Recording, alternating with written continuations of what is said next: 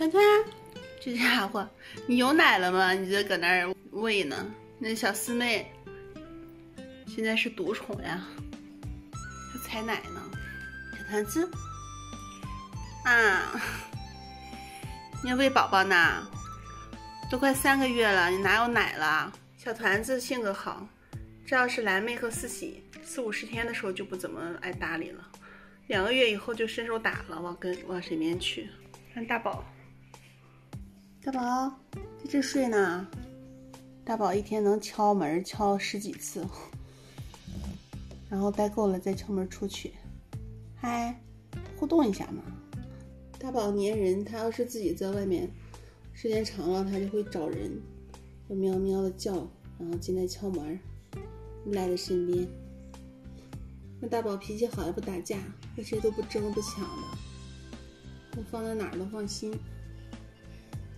这个姿势睡着了，跟小宝宝一样。团子啊，这娘俩，团子吃饭啦。你不睡觉看我干嘛？懒洋洋的，不想听我唠叨了。睡吧睡吧，不唠叨你了，睡吧。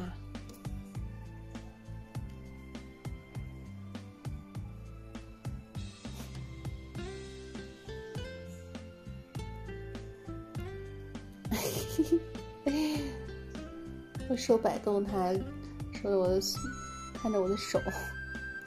你看我手干嘛呀？你睡你觉，我不碰你。不放心。看这2个，妈妈不喂啦。哎呦，妈妈走啦，妈妈不喂啦。团团，哎，这个赖皮，你这赖皮都多大了？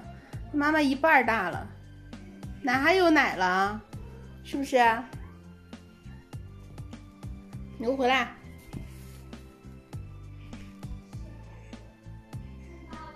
你回来！你回来！抓住你！我问问你，你吃着啥了？吃着啥了？大脸妹，小脸都吃方了，这以后又是个大胖子。说你了，以后是不是大胖子啊？你这么大了还吃奶呀？要去找妈妈。这个咋整？那团子性格多好，怎么都行。